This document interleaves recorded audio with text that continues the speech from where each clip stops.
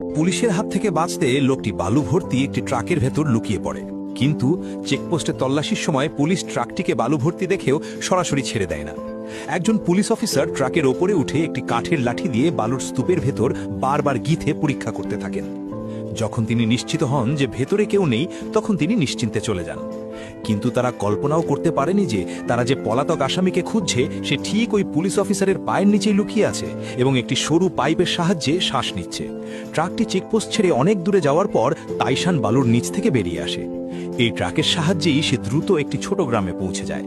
সে ভেবেছিল কোনো কৃষকের বাড়ি থেকে হাতকড়া খোলা সরঞ্জাম খুঁজে নেবে, কিন্তু উল্টো সেখানে সরঞ্জাম না পেয়ে বাড়ির কুকুরের নজরে পড়ে যায়। পালানোর পথে ভাগ্যক্রমে সে একটি সাইকেল খুঁজে পায় এবং হিংস্র কুকুরের তাড়া থেকে রক্ষা পায়। কিন্তু দুই হাতকড়ায় বন্দী থাকায় সে বেশিক্ষণ সাইকেল চালাতে না পেরে হাল ছেড়ে দেয়। এরপর অদূরে একটি ঘাসের ওপর কয়েকজনকে ক্যাম্পিং করতে দেখে তাইশান চুপচাপ তাদের রোদে শুকানো জামা কাপড় চুরি করে নেয়। কাপড় চুরির সময় সে কাছেই একটি ছোট কারখানা থেকে কাটিং মেশিনের শব্দ শুনতে পায়। শ্রমিকরা যখন বিশ্রামে যায় তখন সে সেই সুযোগে কারখানা থেকে কাটিং মেশিনটি সরিয়ে ফেলে। চুরি করা কাপড় আর সরঞ্জাম নিয়ে তাইশান একটি নির্জন খামারের গুদামে গিয়ে আশ্রয় নেয়। সেখানে সে নিজের হাতের হাতকড়া কেটে ফেলে মুক্ত হয়। হাতকড়ার বাঁধন থেকে মুক্তি পেয়ে সে অবশেষে শান্তিতে এক ঘুম দেয়। পরদিন সকালে দরজার বাইরের হইচুং শুনে তার ঘুম ভাঙে। সে উঁকি দিয়ে দেখে একজন বৃদ্ধা মুরগি ধরছেন। এদিকে তাইশান ক্ষুধায় প্রায় মরে যাওয়ার অবস্থা, তাই খাবারের আশায় সে পর্যটকের বেশ ধরে গুদাম থেকে বেরিয়ে আসে। সে বৃদ্ধাকে বোঝায় যে সে পথ হারিয়ে ফেলেছে এবং তার কাছে মুরগির মাংস খেয়ে জীবন বাঁচায়। প্রায় অর্ধেক মুরগি খাওয়ার পর তার শরীরে কিছুটা শক্তি ফিরে আসে।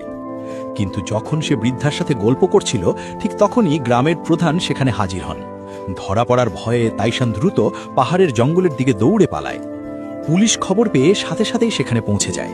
তারা তাইশানের লুকিয়ে থাকা জঙ্গলটি ঘিরে ফেলে এবং পাহাড়ে চিরুনি তল্লাশি শুরু করে। একই সময়ে মাফিয়াদের পাঠানো এক খুনিও সেখানে পৌঁছায় তাইশানকে মারার জন্য। দীর্ঘ 7-8 ঘন্টা তল্লাশির পর পুলিশের ঘেরাও ক্রমশ ছোট হয়ে আসে। অন্ধকার হওয়ার পর তাইশান যখন পাহাড় থেকে নেমে পালানোর চেষ্টা করে, তখন তল্লাশি দলের হাতে ধরা পড়ে যায়। নিরুপায় হয়ে সে আবারও পাহাড়ের চূড়ার দিকে দৌড়াতে থাকে। নিচ থেকে পুলিশের ঘিরে ধরা দেখে সে বুঝতে পারে যে পালানোর আর কোনো পথ নেই। ঠিক যখন সে সব আশা ছেড়ে দিয়েছিল, তখন হঠাৎ নিচে একটি বিস্ফোরণ ঘটে।